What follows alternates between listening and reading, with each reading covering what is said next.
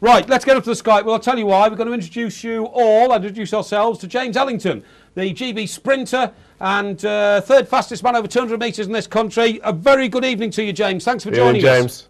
Good evening, good evening. Hello, mate. Great to have you. Now, James, you've come across a fantastic idea. You've decided that if sponsorship won't come to you, you'll go out and seek the sponsorship. How are you doing that?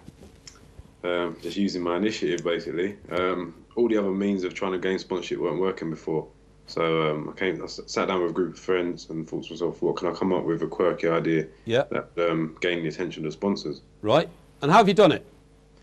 Well, I got together with the guys. They used some of their PR links, put together a press release. Yeah. Got the eBay page up and going, and it just kicked off from there. Great. And have you had a positive result yet?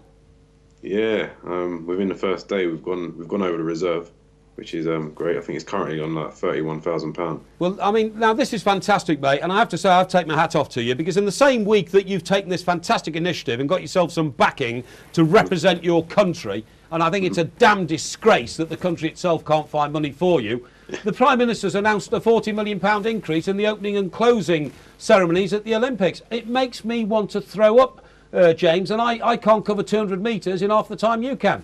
Yeah, I know. It's a bit crazy. I mean, I was asked about this earlier. I mean, it's all good spending that amount of money on a massive event that we're going to have once in a lifetime, or once in my lifetime, but at the same time, there's so many athletes out there that ain't getting the support and could do with a lot of help from the government, and we're not getting it. So I mean, it's on one hand it's good, but on the other hand it's really bad as well.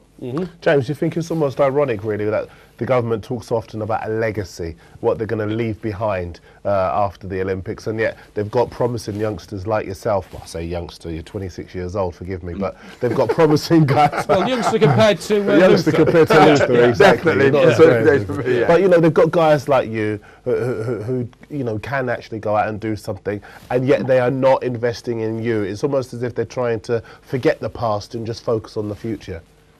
Yeah, it's crazy. Obviously, you see all this money being spent, and I haven't seen a penny of it, to be honest, but I'm sure there's a lot of athletes out there that are struggling as well. So, I mean, I think right now, obviously, commercially, it looks really, really good. All this money being pumped into the Olympics and the legacy, but I mean, I think there's a lot more filters. Like, they need to filter a bit better to get through. Yeah, I mean, the here and now is very, very important. I mean, you have to plan for the future, but you know, if you ignore the present, then you know you've got a problem, and you know that's obviously what's caused the problem for you, because I've always felt it's been a massive problem in this country that we don't ever support our athletes, but yet the moment they achieve something, everybody's on the back. Everybody wants to have a photograph with them, you know, Prime Minister and people like that, to say how great they've done, and they've done absolutely nothing to help you get where you are.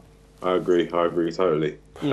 Again, with the grassroots thing, they're saying it's obviously about the future, but there's a lot of athletes right now on the brink of making a team, and they're getting overlooked, basically. James, let me ask you this. I think you work 3 days a week at the moment just to finance the ability to go training. What do you do on those 3 days, mate? I coach kids. Right, so good. OK, so you're giving something back. And can I put this to you as well? We've had a terrible year in this country of civil disturbance in the streets and all that, right? Now, you know, you are a fantastic example to young people of wanting to achieve, wanting to make something of your life, wanting to actually show others there is another way, instead of going around looting televisions out of shops that have been, you know, broken into. Why don't the government realise that your contribution to our society is much, much, much greater than the, you know, the contribution that other people make, to whom they put money into things that don't matter? I'm talking about, you know, all sorts of crazy social policies which we don't see the results of, but we see the results of what you do. Well, that's the thing. I mean, I come from Lewisham Borough, which isn't the best of boroughs. Obviously, it's a quite underprivileged borough. And the looting did go on around my area, and I saw a lot of kids out there causing havoc. And I think a lot of the kids that I coach as well, I'm a good mentor to them. Trying to educate them and show them they have got a choice, because I grew up in a rough neighbourhood, but you didn't give me that excuse to go out and start robbing TVs out of shops. Yeah, I mean, how close were some of your friends that you've left behind now, and you've decided to become an athlete? What did your friends drift into? Because they saw no hope in their lives, probably because there was no way that they could do it, what you're doing, without tremendous self-belief and tremendous self-determination to fund themselves into doing something which is very hard. Well, that's it. I think lucky enough I had very good parents that kept me grounded and pushed me into the sport. But obviously not everyone's got that backing, and I think a lot more people like myself should be looked into, because we're from the area.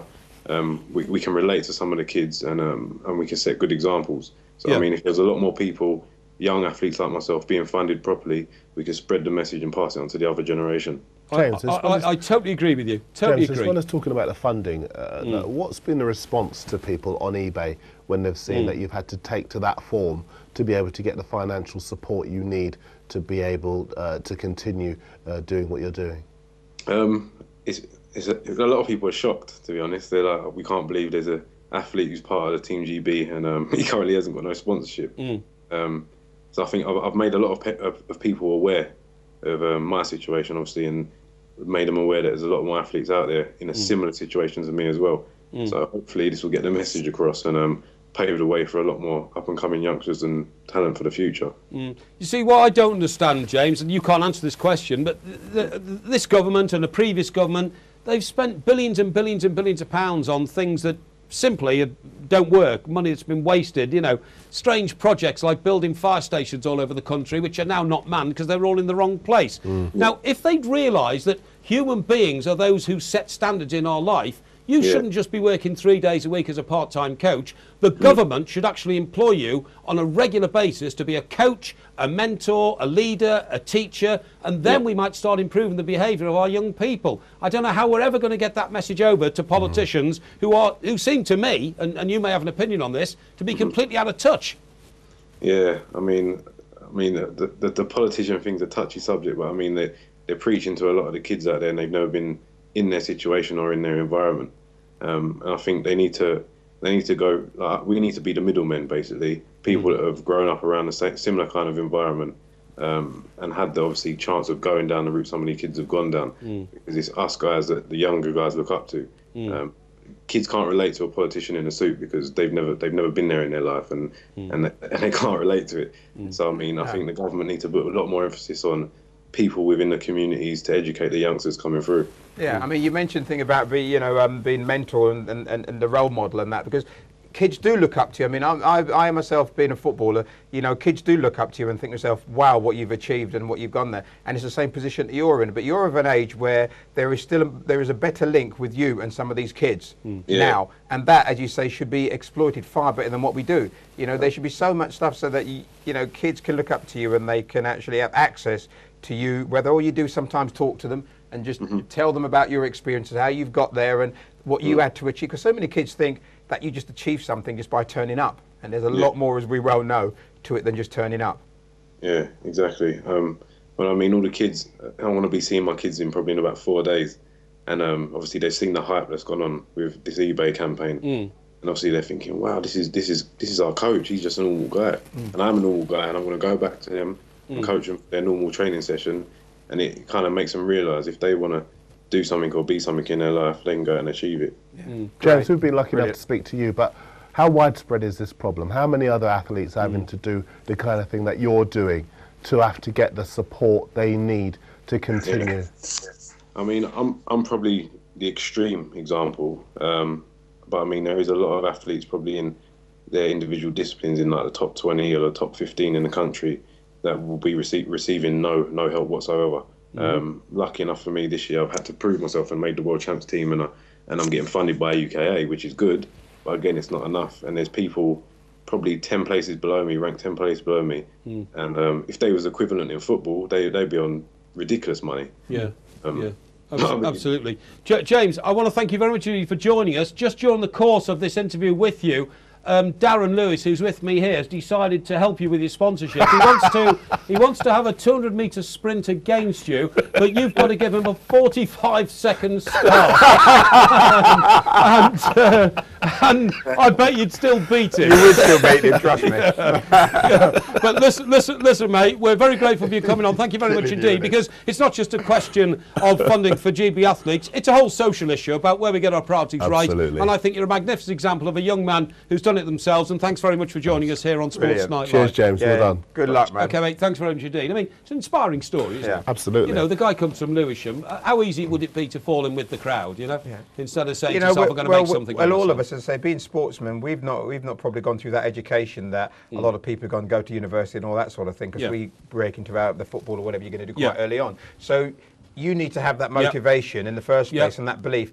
That's what I'm going to do, and I can achieve it. And once you've got that in your head, you know, and you work towards it, and you know, thankfully that's what he's done, and many like him have done exactly the same Mike, thing. you made the point earlier as well. Yes. You know, we have the government talking about investing in all sorts of weird and wonderful things. It just drives me mad. We have people like him, like others, who have that ability, who have that potential, and some of whom will probably get disheartened and drift out, just like they do in football, if they don't get that support. Ultimately, if you're going to achieve anything, it's got to be done with people. And it's the people you need to, you know, you invest in the right people, get the right people in the right places that can have an influence positively on the youngsters going through. And it works. That's why I do a lot of the things that I do, because I can see the benefit of what I do and a lot of other people like myself, you know, and you try and do your little bit, and you just need to get more people being able to do that. When you played, were there lots of people who did get disheartened when you were coming up, like him? Lots of players exactly the same, you know, elsewhere? because it just wasn't quite right for them, and you know, if they happen to have been of a different colour, then at that time it was very difficult. And younger players, whether they be white or whatever, you know, it's very difficult because it was, you know, making that next step. Any little bit of wavering of them with their focus or whatever, you know, they'd get left behind.